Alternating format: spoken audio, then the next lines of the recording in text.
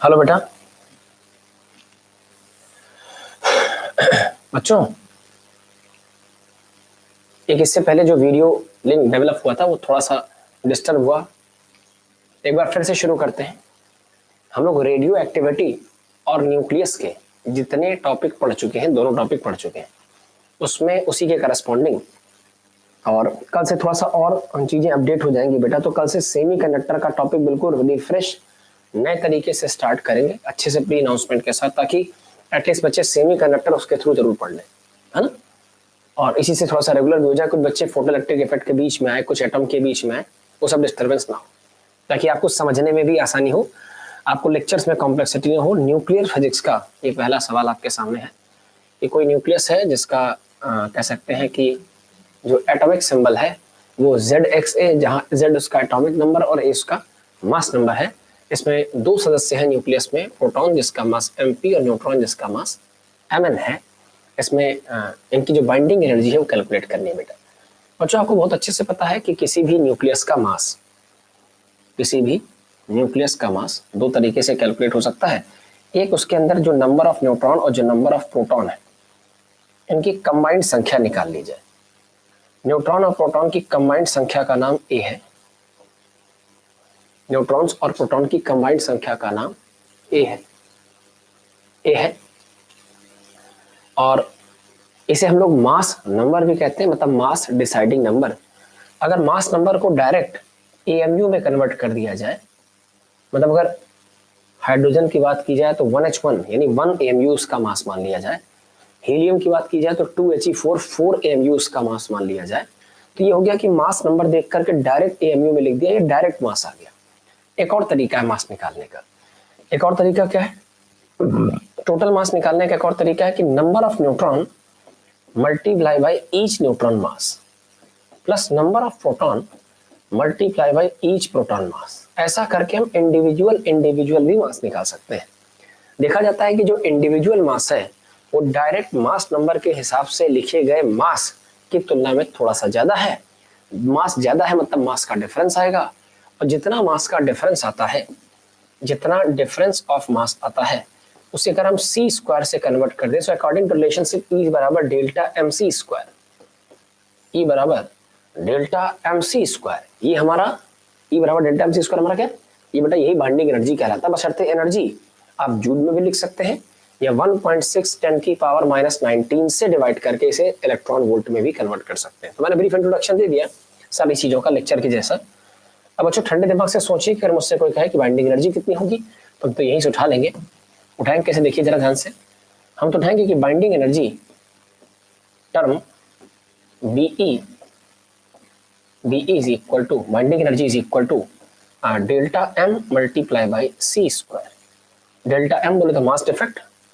Delta M निकालने का तरीका है, क्या तरीका है? Mass individual form minus mass according to mass number. Individual form में अगर बात की जाए एटॉमिक सिंबल के हिसाब से, तो अगर ZXA किसी का एटॉमिक सिंबल है तो Z उसका नंबर ऑफ प्रोटॉन है, और A में प्रोटॉन की संख्या और न्यूट्रॉन की संख्या दोनों शामिल है ना।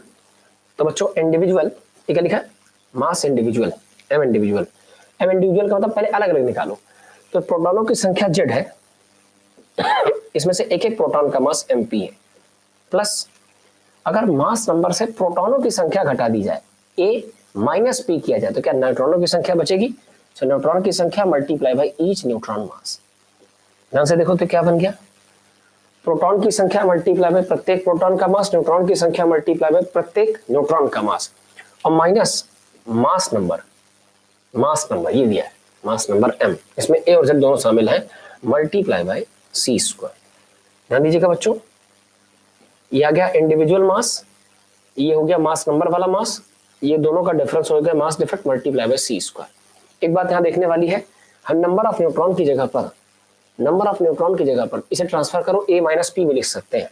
तो बच्चों रिजल्ट बन जाएगा A माइनस P लिख दो, A माइनस Z लिख दो, A माइनस Z लिख दो बेटा, तो ये आ जाएगा Z into mass of proton plus number of neutron की जगह मास नंबर में से प्रोटॉन की संख्या घटाओ, z के बराबर मास नंबर में से प्रोटॉन की संख्या घटाओ, ये न्यूट्रॉन बन गया, न्यूट्रॉन का मास मल्टीप्लाई बाय टोटल मास, है ना, इनटू c स्क्वायर। मतलब कुछ भी कठिन नहीं है, प्रोटॉनों की संख्या इनटू प्रोटॉन का मास जो कि एटॉमिक नंबर के बराबर है।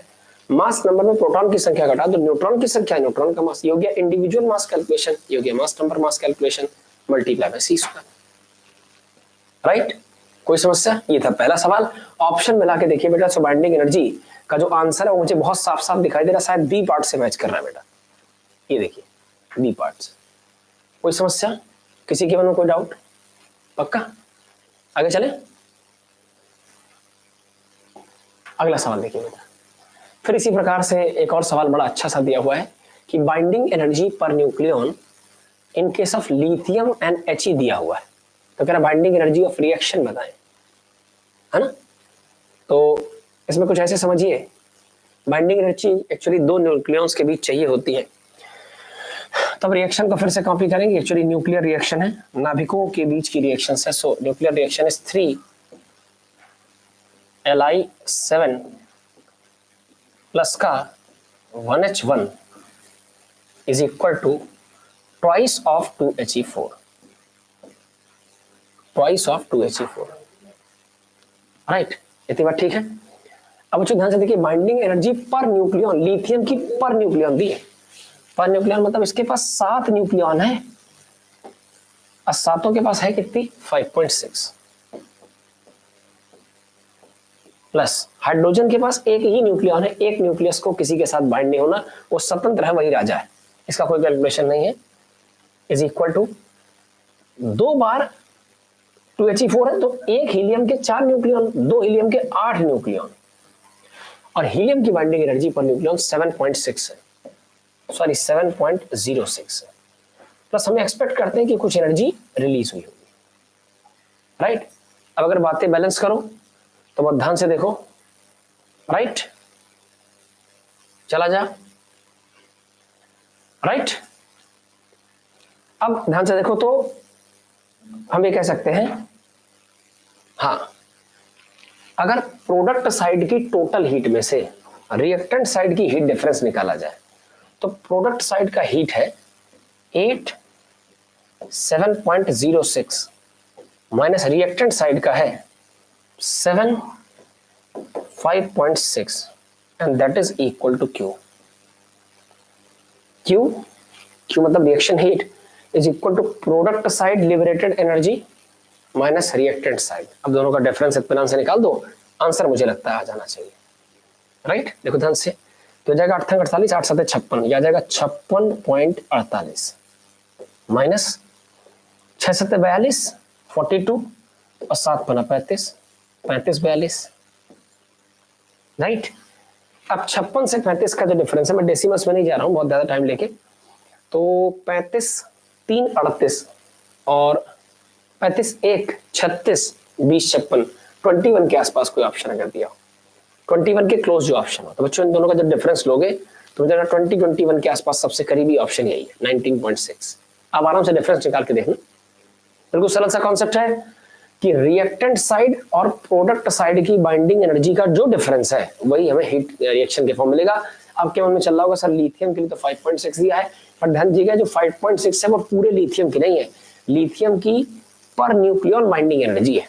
सो लिथियम की बाइंडिंग एनर्जी पर न्यूक्लियन, सातों न्यूक्लियनों की 2 हीलियम है, एक के पास 4 न्यूक्लियन है तो 2 के पास 8, दैट्स इट। एक ऐसा सवाल ये भी है, उम्मीद करता हूं बेटा ऐसे अभी पढ़ पाएंगे इसको, ये रिएक्शन दी गई है, इसमें E प्लस लगा होना चाहिए, ये रिएक्शन दी गई है, इसका X1 रख लीजिए, इसका X2 रख लीजिए, और फिर रिएक्टेंट साइड प्रोडक्ट साइड का डिफरेंस निकाल के आप काम कर सकते हैं, है ना। किसी का X1 किसी का X2 किसी का X और हीट साइड की रिएक्शन निकालना बेटा, राइट। कोशिश करना। तीसरा सवाल, चौथा अच्छा सवाल है, आओ जुगाड़ लाते हैं। क्वेश्चन क्या कह रहा है? कह रहा binding energy per nucleon versus mass number of the curve as shown in the figure, है ना। कह रहा WXYZ 4 न्यूक्लियाई हैं जो इंडिकेटेड है कर्व पे, तो process that will be releasing energy, ऐसी कौन सी प्रोसेस होगी जो एनर्जी रिलीज करेगी?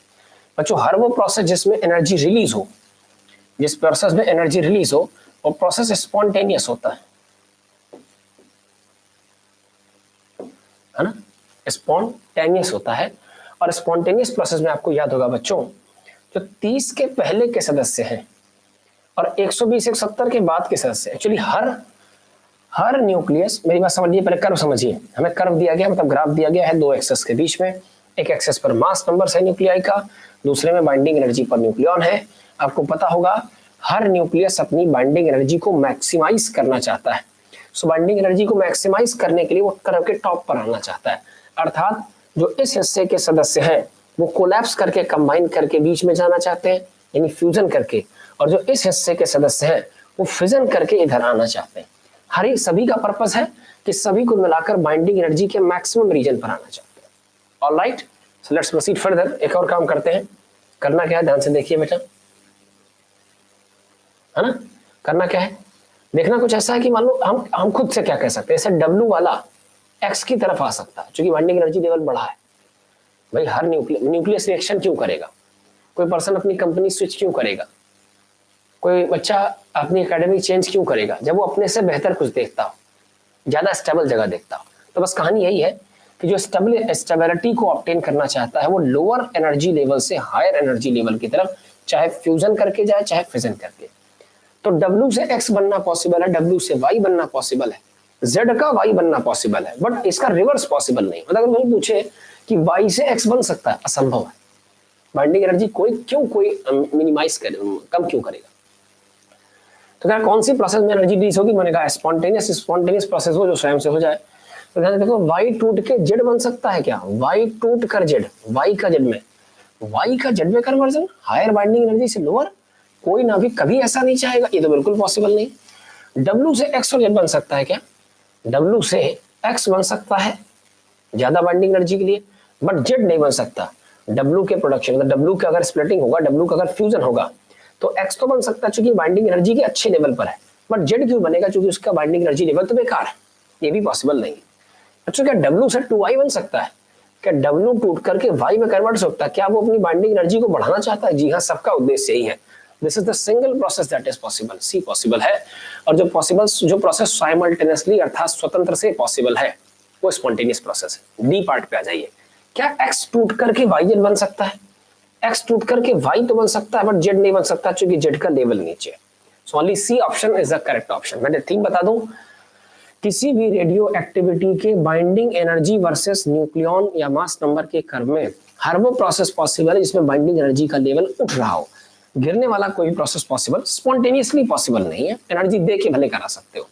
तो हम कह सकते हैं हर वो प्रोसेस, हर वो न्यूक्लियर रिएक्शन पॉसिबल है इसमें बाइंडिंग एनर्जी रिलीज होगी। रिलीज तब होगी जब कोई लोअर बाइंडिंग एनर्जी वाला हायर बाइंडिंग एनर्जी की तरफ मूव करेगा, लोअर बाइंडिंग एनर्जी वाला हायर बाइंडिंग एनर्जी की तरफ मूव करेगा।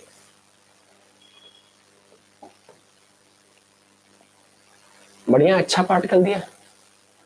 कर अगर अल्फा डीके प्रोसेस हो डिफरेंट टाइप ऑफ न्यूक्लियाई में, है ना, दिखाते हैं। अब पहले अल्फा डीके समझ लें, अरे तभी तो दो तीन मल्टीपल ऑप्शन सही, और उसमें ध्यान से पढ़ लो, एक आधे ऑप्शन पढ़ भी लिया करो। जैसे अल्फा के डीके प्रोसेस में हाईलाइट करने वाला क्या है, पहली बात तो अल्फा डीके प्रोसेस कराना है, पहला पॉइंट। जो न्यूक्लियाई है वो कैसा है बेटा, रेस्ट पर है, दूसरा पॉइंट। इंपॉर्टेंट पॉइंट पकड़ना, काइनेटिक एनर्जी किसकी डिस्कस कर रहा है, डॉटर मतलब नया जो न्यूक्लियाई बनेगा, है। बस चलिए आइए खेलते हैं, देखो जरा क्या होगा। तो एक कोई एटम ले लो सिंपल सा, XZA,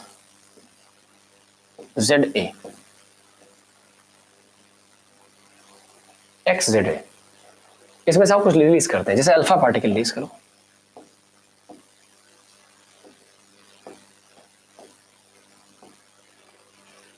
क्या रिलीज करो, अल्फा पार्टिकल रिलीज करो। अच्छा भाई ठीक है, कर देंगे। अल्फा पार्टिकल जैसे रिलीज होगा तो एटॉमिक नंबर में 2 की कमी आएगी, एलिमेंट चेंज हो जाएगा, मास नंबर में 4 की कमी आएगी। और साथ ही साथ अल्फा पार्टिकल बनेगा भी, तो अल्फा पार्टिकल मतलब 2He4 बनेगा। बोलो, किसी के मन में कोई डाउट, समस्या, दिक्कत, दुविधा? अब ध्यान से देखो बेटा, हम आपसे ऐसे बताएं, जो न्यूक्लियाई था वो रेस्ट पर था, अब कहानी सुनो इसकी, आगे फिजिक्स की कहानी सुनो, इतना समझ में आया? अब है क्या, ये है पेरेंट न्यूक्लियाई, ये है डॉटर न्यूक्लियाई, और ये है अल्फा पार्टिकल। तो आपको निगाह किस पर रखनी, वाई पर। इसका बचा हुआ मास नंबर A-4 है, और हीलियम पर जो ताजा ताजा बना है जिसका मास नंबर 4 है। तो इसको हटा रहा हूं प्रोसेस समझाने के बाद। एक्चुअली कोई daughter nuclei, sorry parent nuclei ऐसा है, और वो दो हिस्सों में स्प्लिट हो गया है। इसमें आगे की तरफ अल्फा पार्टिकल 4 मास के साथ जाएगा, और पीछे की तरफ ये न्यूक्लियाई A-4 के साथ जाएगा। मैं ऐसा इसलिए बना रहा हूं क्योंकि इनिशियली ये न्यूक्लियाई रेस्ट पर था, और चूंकि ये रेस्ट पर था तो इसके पास मास तो भले ही A है ना। मतलब अगर हमसे कोई पूछे इसका मोमेंटम कैलकुलेट करो, इसके मूवमेंट को बताओ, तो हम कहेंगे momentum P is equal to M multiply by P।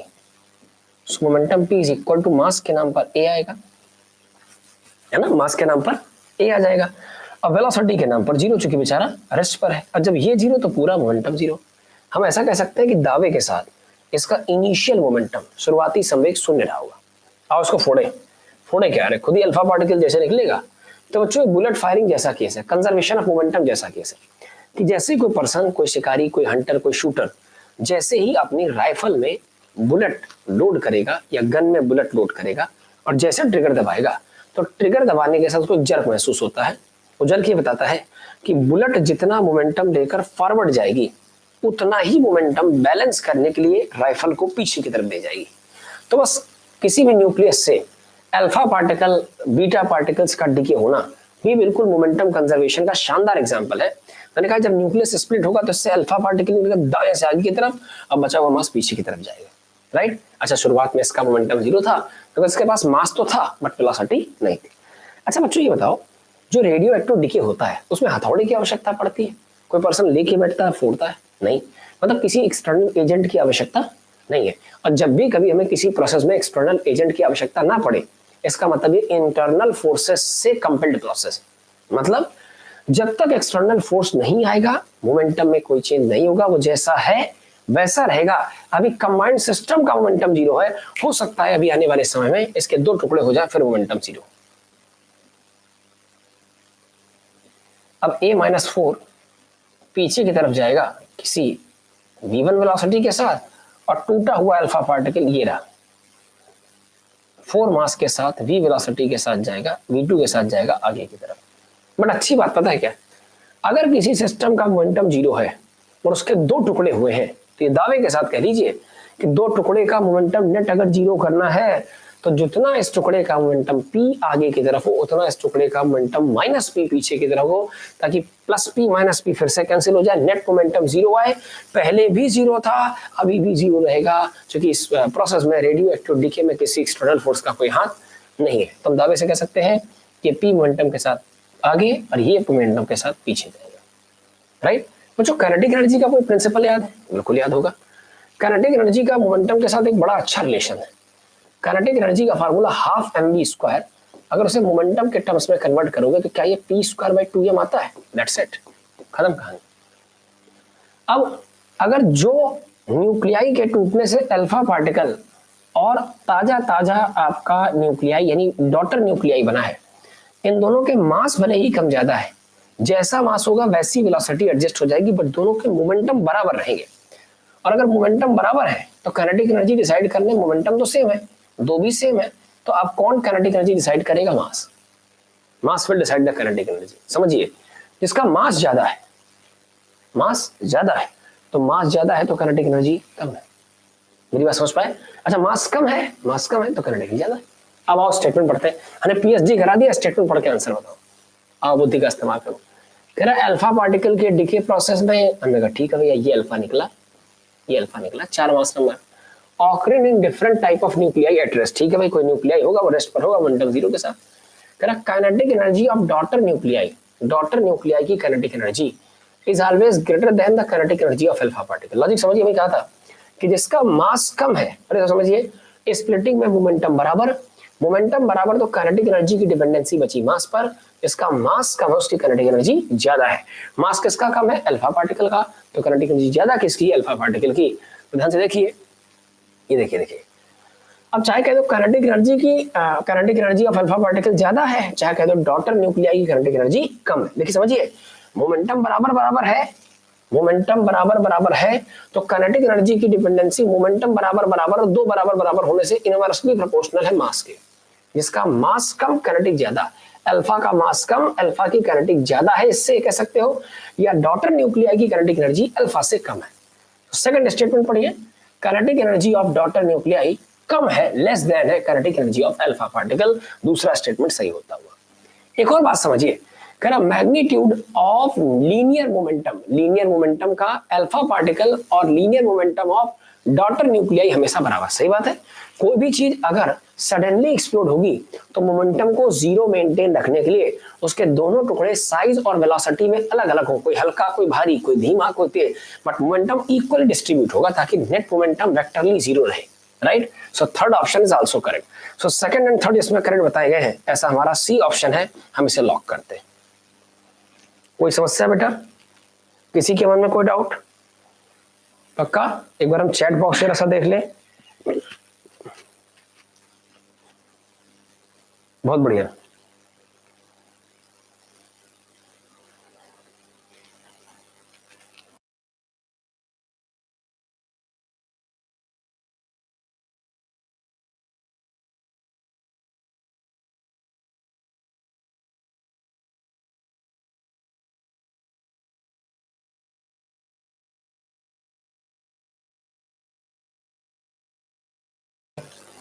बच्चों जरा सा चैट बॉक्स पे रिस्पॉन्ड करो, फटाफट चैट बॉक्स पे रिस्पॉन्स करो। क्या इतनी बातें ठीक है? जो बच्चे पहली दफा इस लेक्चर को देख रहे हैं वो बिल्कुल परेशान ना हो, धीरे धीरे करके एडमिशंस बढ़ते जा रहे हैं, बच्चे ऐप ज्वाइन करते जा रहे हैं, तो कुछ बच्चों के लिए हो सकता है नया लेक्चर हो, और बहुत सारे बच्चे, मैं इस बात से सहमत हूँ कि क्लास लाइव अटेंड करने की बजाय दिन भर की क्लास शेड्यूल का चूंकि वर्कलोड ज्यादा होता है, सो बच्चे प्रेफर करते हैं कि वो बाद में देखें। बेटा हेलो बेटा, गॉड ब्लेस यू बेटा, गुड इवनिंग। चलो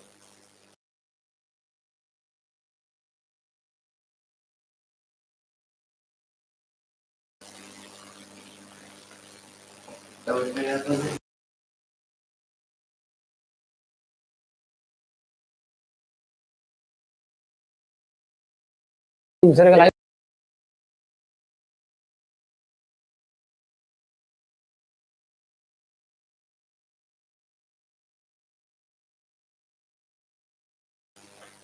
डन। नेक्स्ट क्वेश्चन देखिए बेटा, एक और अच्छा सवाल है।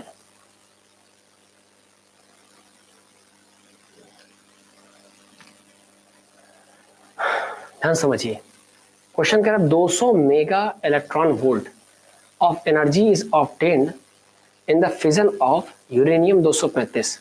रिएक्टर 1000 किलोवाट पावर जनरेट कर रहा है, तो रेट ऑफ रिएक्शन क्या है बेटा? राइट, बोलो भाई, रेट ऑफ रिएक्शन क्या है? पढ़ो सवाल अच्छे से। अच्छा, ये एक्चुअली आगे की कॉन्सेप्ट है, आगे मतलब जो शुरुआत में आपने कहीं मैकेनिक्स में पढ़ी होंगी, राइट, आपने कहीं देखी होंगी, उस टाइप की कॉन्सेप्ट है। डन, चले भाई।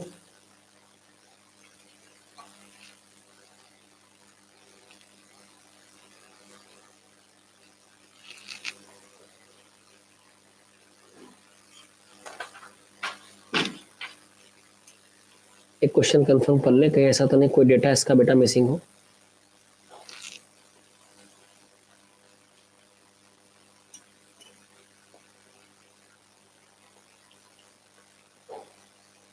ठीक है बेटा,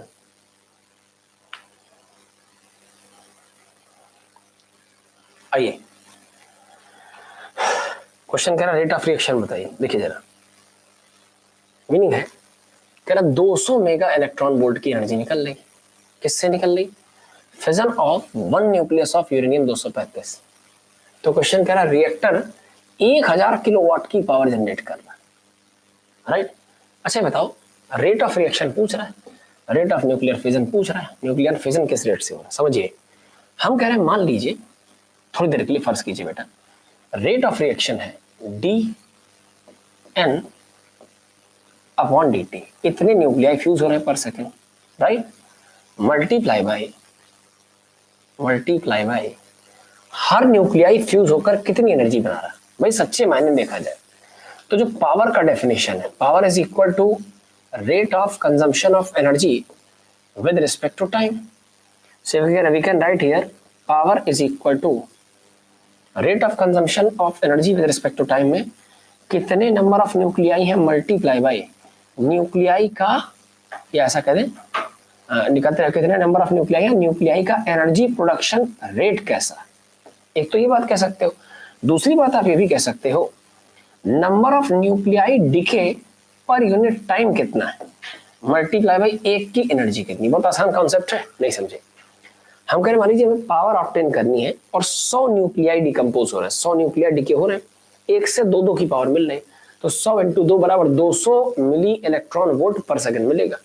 तो पावर मतलब एनर्जी कितनी खर्च बटे टाइम कितना, बट उसको लिखने का टेक्निकल तरीका बना दिया कि पावर बराबर कितने न्यूक्लियाई पर सेकंड खर्च हो रहे हैं और एक एक न्यूक्लियाई से कितनी एनर्जी अमाउंट मिल रहा, right.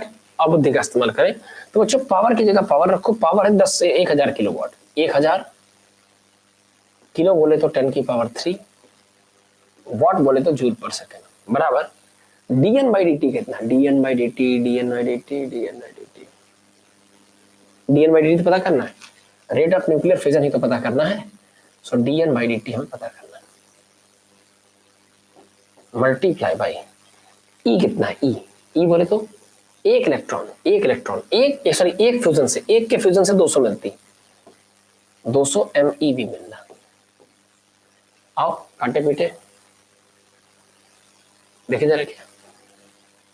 So dn by dt को होल्ड कर लो, सो dn बाई dt बराबर आ जाएगा, dn बाई dt बराबर ये आ जाएगा 10 टू पावर 3 यहां से, 10 टू पावर 3 यहां से, 10 टू पावर 6 अपॉन नीचे 200 आ जाएगा, 200 मिलियन बोले तो 10 की पावर 6, इलेक्ट्रॉन वोल्ट बोले तो 1.6 10 की पावर -19। मेरी बात बहुत धैर्य समझिएगा, बहुत आसान सवाल है बट ये वैरायटी नहीं है।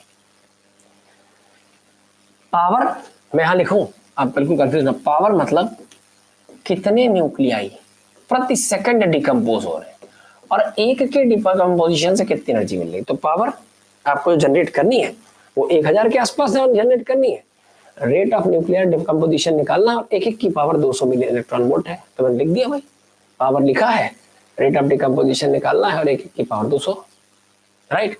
अब उसको उठा के धर लिया तो dn बाई dt बराबर 10 की पावर 6 अपनी, ठीक, 10 की पावर 6 से 10 की पावर 6 खत्म, राइट। यह आ जाएगा dn ओवर dt पर सेकंड कितने न्यूक्लियाई डिसइंटीग्रेट होने बराबर, यह आ जाएगा बेटा 1 अपॉन 10 की पावर -19 को ऊपर ले जाओ, इसे बना दो 10 की power +19।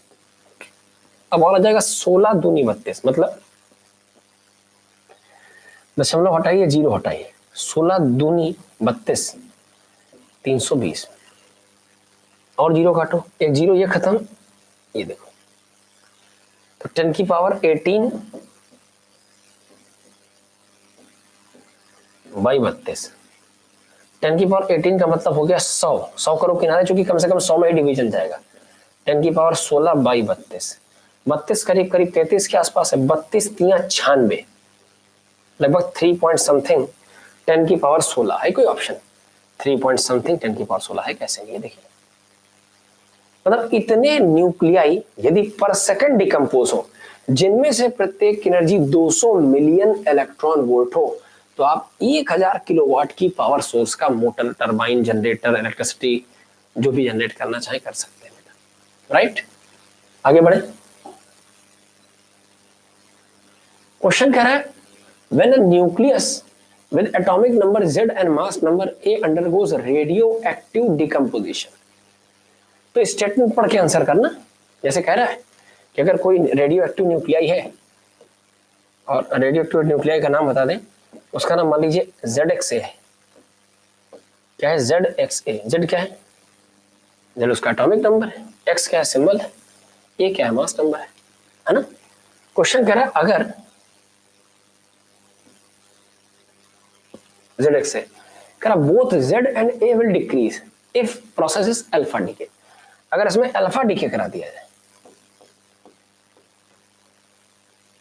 Alpha decay, alpha decay में नीचे 2 की कमी, ऊपर भी 4 की कमी, तो कह रहा both Z and A will decrease in alpha decay, बिल्कुल सत्य वचन। कह रहा Z will decrease but A will not change, कह रहा Z तो डिक्रीज करेगा बट A में कोई चेंज नहीं आएगा अगर process beta positive, positron decay, है ना। अब बच्चों पॉजिट्रॉन डीके बता देते हैं, बिल्कुल परेशान हो, ध्यान रखिए, चाहे बीटा पॉजिटिव डीके हो और चाहे बीटा नेगेटिव डीके हो। बीटा पॉजिटिव डीके में पॉजिट्रॉन डीके नीचे एक कम हो जाता है, और beta negative decay is electron decay, नीचे एक बढ़ जाता है। बीटा के 2 डीके है बेटा, बीटा नेगेटिव मतलब इलेक्ट्रॉन निकला है तो नीचे एक की बढ़त होगी, प्रोटॉन की संख्या बढ़ेगी। बीटा पॉजिटिव मतलब प्रोटॉन पॉजिट्रॉन निकला है तो नीचे एक फर्क आता है। कह रहा Z will decrease, Z decrease हो जाएगा अगर पॉजिट्रॉन, बिल्कुल सही बात है बेटा। हम प्रोसेस दिखा देते हैं, बच्चे कैसे पहले दिखा दीजिए। तो अल्फा डीके हमें काम करते हैं, सारे डीके लिख देते हैं। मान लो कोई एलिमेंट है ZX से, है ना, अगर इसमें से अल्फा का डीके कराया जाता है, नीचे 2 की कमी, तो Z की जगह Z-2, एलिमेंट चेंज हो जाएगा, और A की जगह A-4। अगर इसमें से अल्फा डीके कराओगे तो नीचे 2 की कमी और ऊपर 4 की कमी आ जाएगी, नीचे 2 की ऊपर 4 की कमी आ जाएगी, राइट, बिल्कुल सही बात है, कमी आई। ये हो गया A। दूसरा बेटा, अगर इसी न्यूक्लियाई से ZXA से अगर पॉजिट्रॉन डीके हो जाए या बीटा निगेटिव करें, बीटा निगेटिव को ही बेटा इलेक्ट्रॉन डीके कहते हैं, और इसमें नीचे एक बढ़ जाता है Z प्लस दिस, ऊपर कोई फर्क नहीं पड़ता, mass number remain same, atomic number is increase by 1, electron decay. ये इलेक्ट्रॉन न्यूक्लियस का है, एंटी न्यूट्रिनो निकलता है, एंटी न्यूट्रिनो। सी पार्ट बच्चों थोड़े से मेमोरी बेस बातें हैं, इसको 1 सेकंड कंफर्म कर लेते हैं, मुझे लग रहा है कि मैं एकदम सही हूं। जी हाँ बच्चों,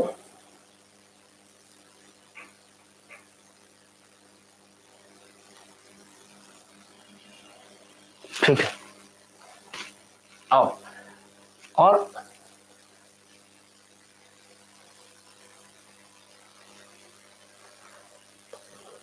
नहीं, इसे रहने दो, इसे कन्वर्जन में डिस्कस कर देंगे एक शीट में, है ना। और अगर इसी एलिमेंट में,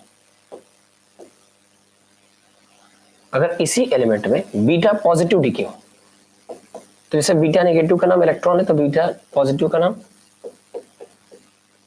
पॉजिट्रॉन, और नीचे एक की कमी आ जाती है,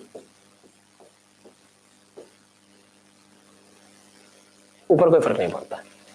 अब क्रम से चलो, कह रहा Z और A दोनों डिक्रीज कर जाते हैं अल्फा डीके में, Z और A दोनों डिक्रीज करते हैं अल्फा में, यहां भी कम यहां भी कम, बिल्कुल सही है। Z डिक्रीज करता है बट A में कोई फर्क नहीं पड़ता अगर प्रोसेस बीटा पॉजिटिव है, अगर बीटा पॉजिटिव है तो Z एक डिक्रीज करता है, बिल्कुल सही है।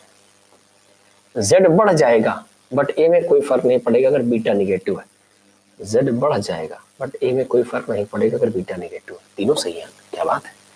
Z और A से अनचेंज रहते हैं गामा डीके में, अरे बाप रे क्या शानदार बात।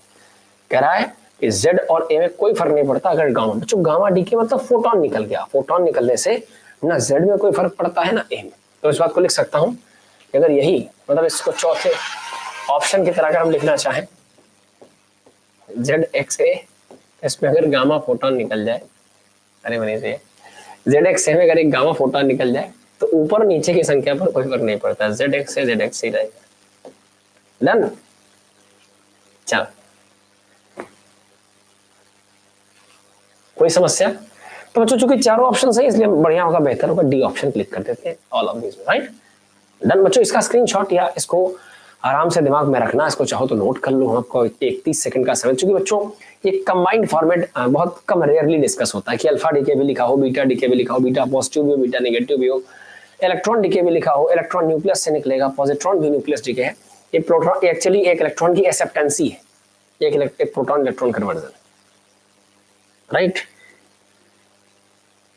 कोई समस्या? अब कन्वर्जन दिखा देते हैं, अब क्यों बात अधूरी रह जाए, पहले तो खींचो फोटो, खींच लिया,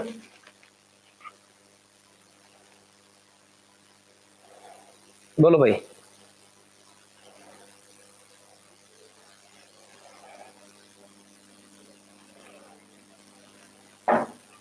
डन।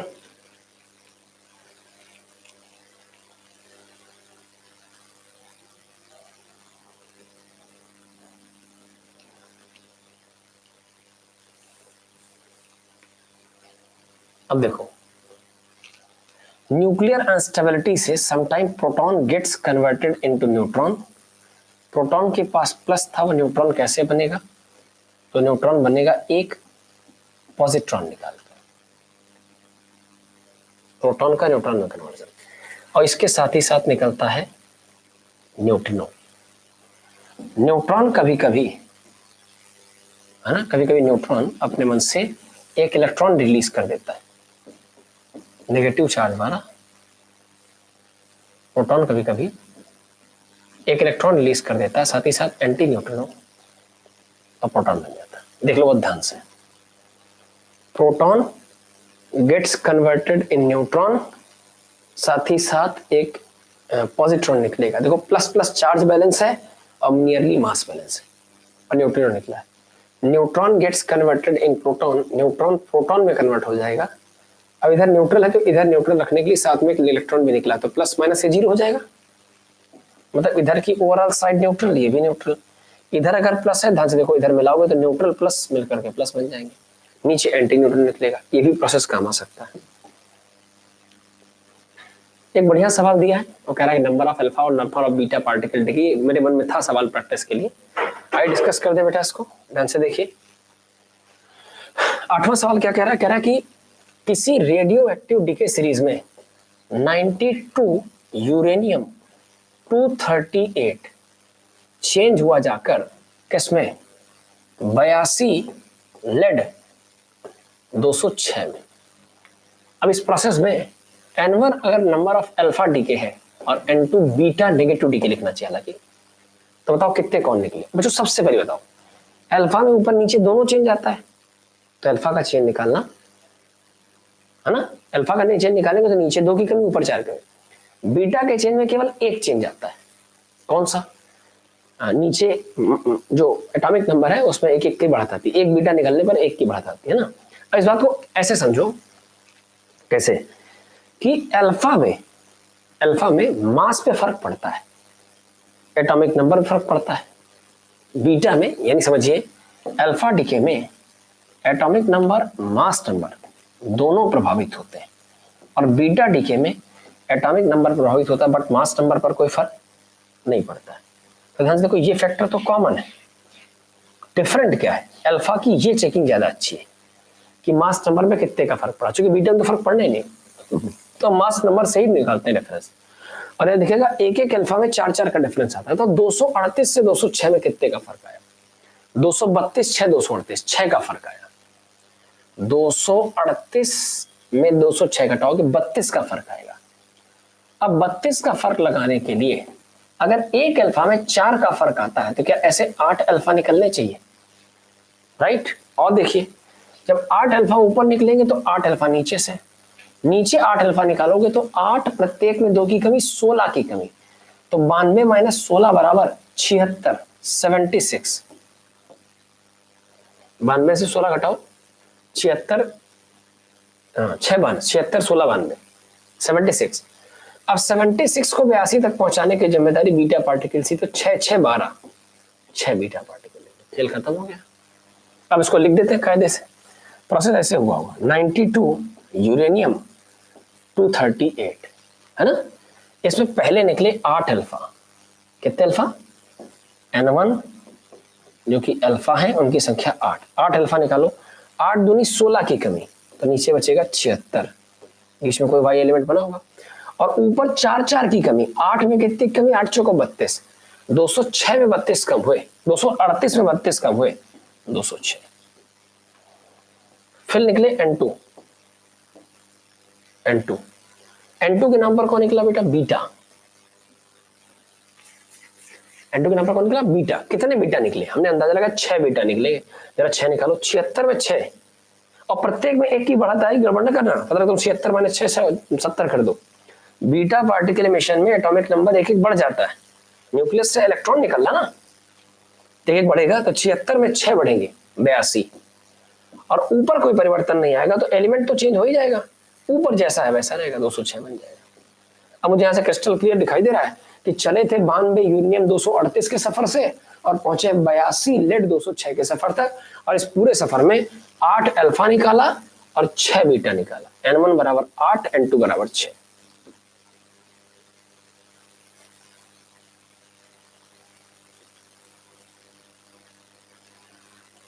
बताओ क्या कहते हो, कोई idea?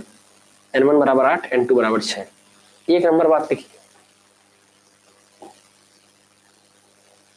9th number 3/4 of active. बहुत आसान है। क्वेश्चन कह रहा है 3/4 हिस्सा of active nuclei present in radioactive sample decay in 3/4 second.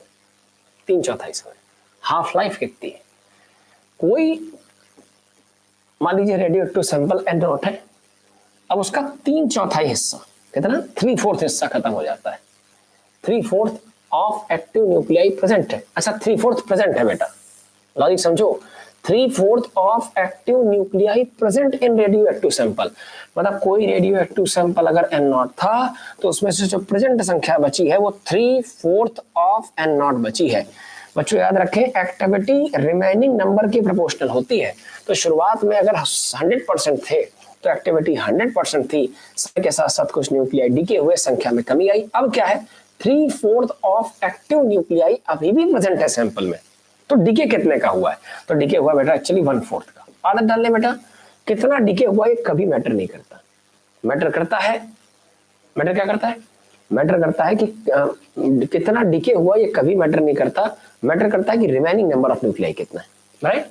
तो इनिशियल नंबर ऑफ न्यूक्लियाई कितना था बेटा? Initial number of nuclei N0 था। रिमेनिंग कितना है? 3/4। तो डीके कितना हुआ बेटा? 1/4। और 1/4 डीके हुए में, 1/4 का मतलब आधे का आधा डीके हुआ है। आधे का आधा डीके हुआ है, हाफ का हाफ। तो हमसे पूछ रहा है अगर इसमें जो समय लगा है वो 3/4 सेकेंड्स लगा है, तो हाफ लाइफ ऑफ सैंपल बताइए बेटा, राइट? एक बार डेटा और मैच कर लें 9th नंबर सवाल का। बच्चों सोचो तब तक इसको हाफ लाइफ कॉन्सेप्ट से, हाफ लाइफ कॉन्सेप्ट से सोचिए बेटा।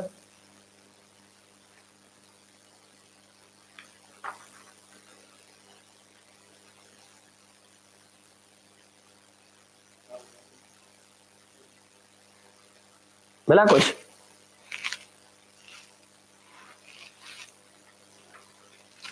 Three-fourth of the active nuclei present in the nuclei of the sample decay। ठीक है बेटा, हम इसे पढ़ने में थोड़ा सा मिस्टेक हो रही थी।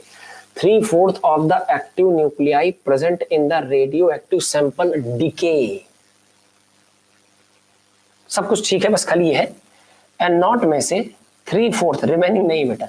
वो कह रहा है 3/4 of active nuclei in radioactive sample decay हो जाते हैं। अब ये खाली उल्टा हो जाएगा कि शुरुआत में N0 थे, अगर इसमें से 3/4 हिस्सा डीके हो गया तो बचा हिस्सा 1/4।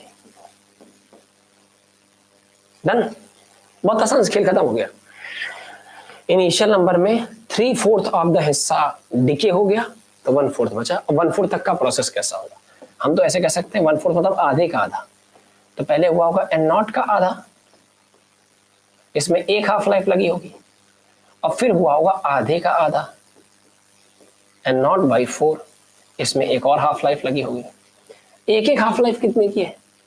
The half life time Spain. अच्छा देखो इस पूरे प्रोसेस में कितना समय लगा, यहां से यहां तक पहुंचने में इनके हिसाब से 3/4 समय लगा।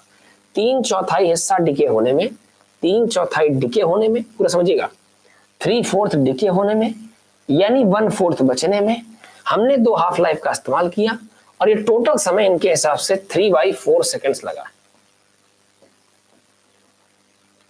बोलो सवाल समझ में आया? अब बताओ यहां से यहां तक का टोटल टाइम स्पेन कितना है? 2 half life, 2 times of half life, and that is equal to how much? 3/4 समय। सो टी हाफ बराबर क्या आ जाएगा? टी हाफ बराबर 3 और 4 दूनी 8। आंसर देखिए 3/8 सेकेंड्स।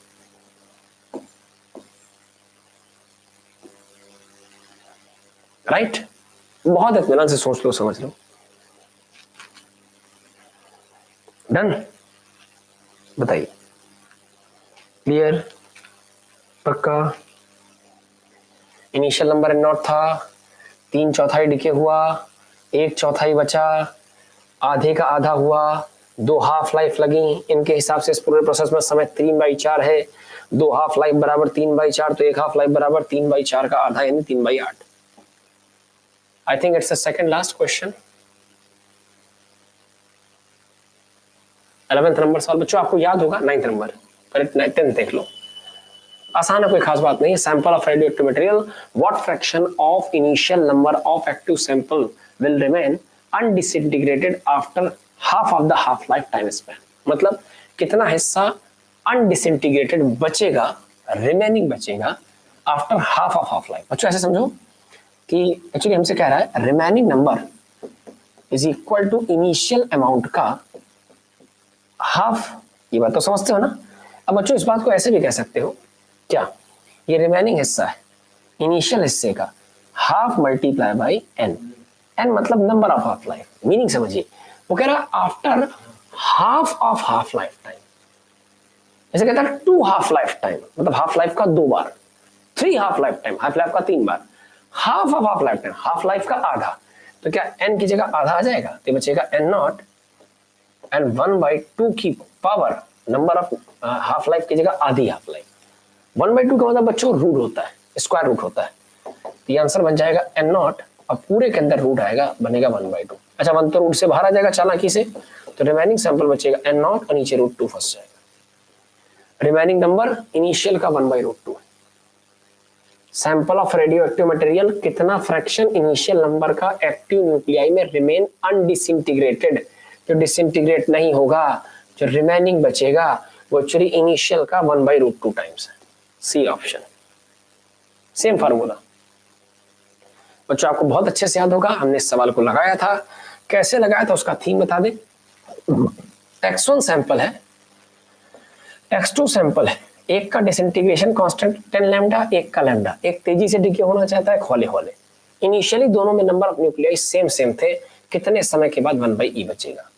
t बराबर 0 पर हम ऐसे पूरी कहानी लिख दें, एक x1 है एक x2, t बराबर 0 पर इनिशियली इसके पास n नॉट है, इसके पास n नॉट है, शुरुआत में दोनों के पास सेम नंबर। t बराबर t समय के बाद इसके पास बचेंगे n, x1 बराबर n नॉट e की पावर -10 लैम्डा t। और देखो इसी t टाइम के बाद x2 के पास कितना बचेगा, n x2 बराबर n नॉट e की पावर -λ t, है ना। कितनी देर बाद x1 x2 का रेशियो 1/e बचेगा, n x1 upon n x2 बराबर x1 x2 का रेशियो देखो जरा कर लगाओ, n नॉट e की power -10 lambda t upon n not e की पावर -λ t। n नॉट से n नॉट कैंसिल, ये बचेगा 10 लैम्डा टी में से एक और लैम्डा, -10 लैम्डा टी में एक लैम्डा टी जुड़ेगा तो e की पावर -9 लैम्डा टी आ जाएगा बेटा, राइट। और nx1 nx2 का रेशियो कितना हो जाएगा 1/e।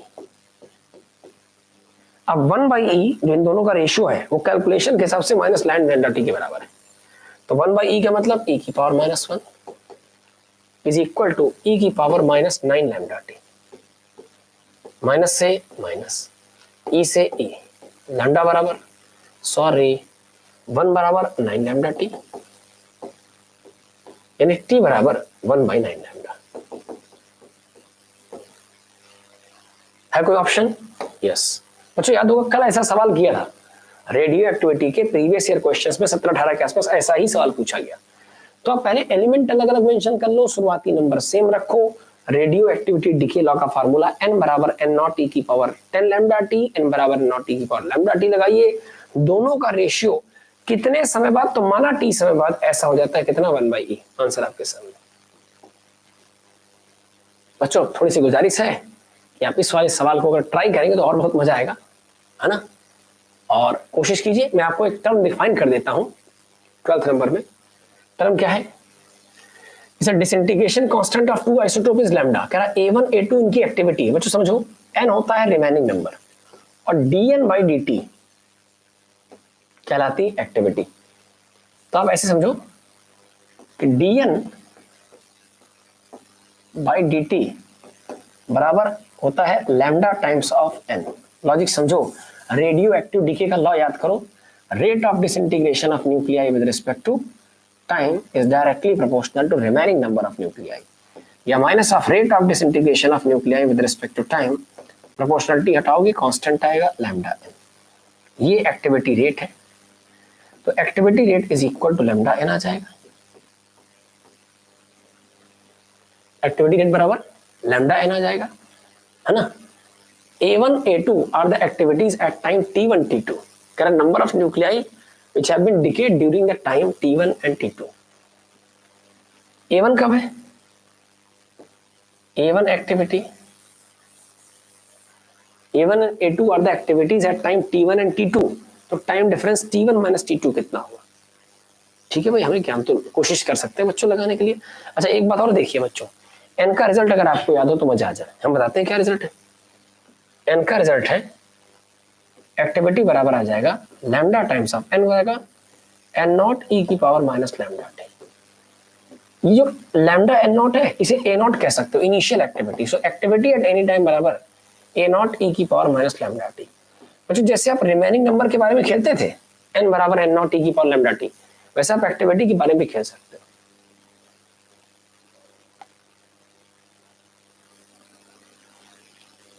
बताओ।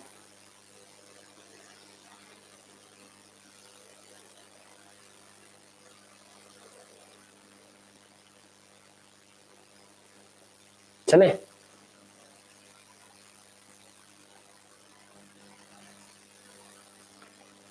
आओ उसमें जुगाड़ करते हैं। जो मतलब दिखा वो हमने बता दिया, एक चीज और ड्राइव करने को मिल गई। अल्टीमेट रिजल्ट मेरे पास एक्टिविटी का, the decay constant of radioactive isotopes, isotope is lambda. कोई सैंपल t बराबर 0 पर a बराबर a नॉट एक्टिविटी शो कर रहा है, t1 पॉइंट पर a1 है और t2 टाइम पर a2 है। a1 बताओ, a1 बराबर a नॉट e की power minus lambda t1। a2 बताओ, a2 बराबर a नॉट e की पावर माइनस लैम्डा t2। सही है, डन। डिवाइड कर दो दोनों को।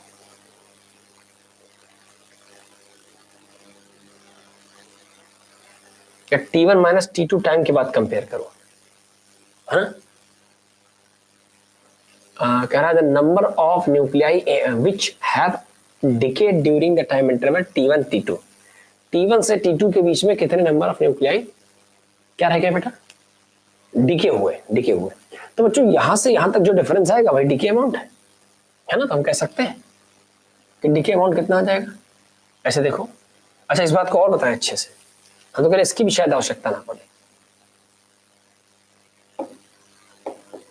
ऐसे देखो, यहां बचे कितने होंगे n1, यहां बचे n2, यहां से यहां तक में कितने का डिफरेंस आया, n1 थे n2 बचे, तो बचा remaining amount n1 minus n2। क्या यही T1 से T2 के बीच में हम कह रहे 100 थे, 80 बचे, तो 20 डिके हुए, 100 माइनस 80, n1 माइनस n2। बोलो बेटा ये तो निकालना। और n1 माइनस n2 की जगह n1 की जगह क्या रखोगे, लैम्डा a1, n2 की जगह लैम्डा a2, लैम्डा कॉमन ले लो, डब्बे में क्या बचा बेटा, a1 माइनस a2। लो तो सवाल ऐसे ही होंगे, लैम्डा a1 माइनस a2, ये लो डी ऑप्शन। मतलब जबरदस्ती हम जब दिमाग लगा रहे थे बेटा। रिलेशन हमने लिखा सही था पहले, ऐसा नहीं। रिलेशन होता है activity is equal to lambda times of n, is equal to lambda times of n। Activity is equal to disintegration constant multiply by remaining. तो n बराबर क्या आ जाएगा, a बाई लैम्डा आएगा बेटा, a बाई लैम्डा। तो n1 बराबर आ जाएगा बेटा a1 बाई लैम्डा। बाकी सब ठीक है बेटा। n2 बराबर लैम्डा, यहां से यहां तक का डिफरेंस कितना है, चाहे n2 माइनस n1 कहो और चाहे a2 by lambda minus a1 by lambda. Decay amount is equal to a2 by lambda minus a1 by lambda. ये आ गया। तो थोड़ा सा माफी चाहते हैं बेटा, ये आ जाएगा। यहां से यहां का डिफरेंस था, ये थे ये बचे, तो इतने n1 माइनस n2 का डिके हुआ, a1 by lambda minus a2 by lambda, a1 by lambda minus a2 by lambda, lambda common लो, सी पार्ट आंसर, राइट। तो थोड़ा सा मन कह रहा है कि एक बार अच्छे से समराइज कर दे, कैसे समझिए। एक्चुअली जो डिसइंटीग्रेशन होता है, समझ लो बच्चों, थोड़ा सा कॉम्प्लेक्स है, नया है इसलिए।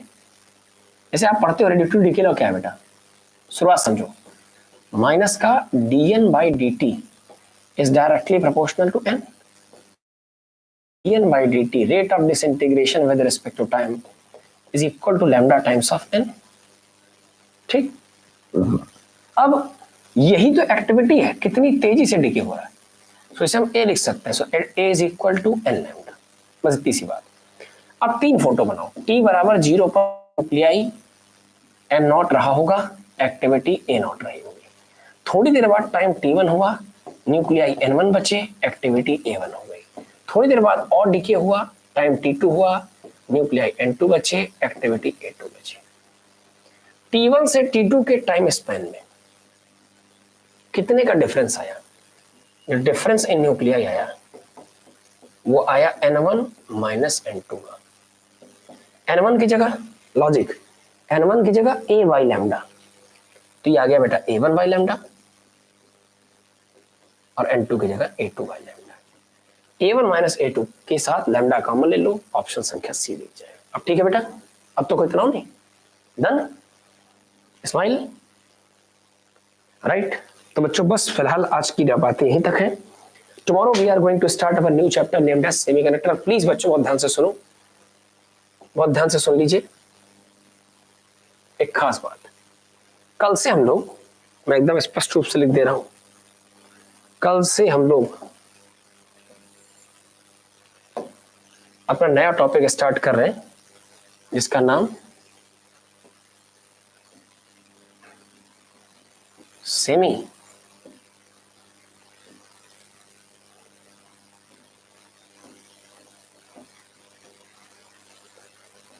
कंडक्टर है। बहुत ध्यान से सुनिए, बहुत बड़ी बात नहीं कह रहे, बट नीट के पॉइंट ऑफ व्यू से, है ना, एक तकरीबन मतलब अपकमिंग एग्जाम्स में गिरी हालत में 3 क्वेश्चंस डिजर्व करता है।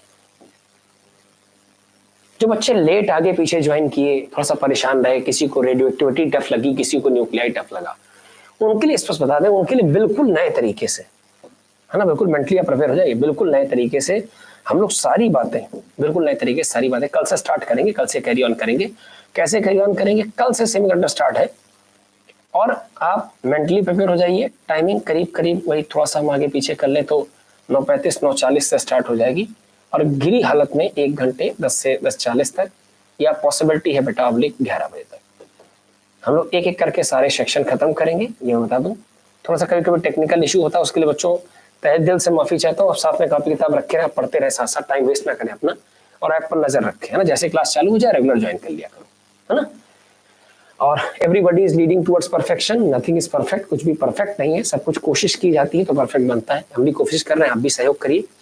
दूसरी एक महत्वपूर्ण बात यह बेटा कि लेक्चर के लिंक आने बंद हो गए हैं, तो आप थोड़ा सा अब इन टॉपिक्स के प्रति रेगुलर रहिए, है ना, ताकि आपको बिल्कुल मजा आए, शुरू से मजा आए, शुरू से बातें समझाएंगी और बहुत कुछ नया सीखने को मिलेगा। Along with the 3 questions of NEET आपको बहुत कुछ नया सीखने को मिलेगा। एक महत्वपूर्ण बात मैं आपसे कह रहा था कि कल आपको ऐप पर सारे वीडियोस वैसे सीक्वेंस वाइज हैं, थंबनेल में अगर कोई अपडेशन होगा तो, बाकी अब तक जितनी बातें पढ़ाई गई हैं उसके नोट्स और प्लस क्वेश्चन पीडीएफ कल से आपको अपनी ऐप में कहां मिलेंगे ये भी बता देंगे। उम्मीद है बच्चों लाइब्रेरी मिलेंगे, आपकी ऐप की लाइब्रेरी मिलेगी, है ना। बढ़िया अच्छे से पढ़िए, क्वेश्चंस होंगे, आंसर की होंगी, क्वेश्चन प्रैक्टिस करिए, जहां फंस जाइए करस्पॉन्डिंग लेक्चर को देखिए, ऐप का बढ़िया से इस्तेमाल करिए। ठीक, कल से मिलते हैं अपनी टाइमिंग पर टॉपिक सेमीकंडक्टर के साथ बेटा। शुक्रिया, धन्यवाद।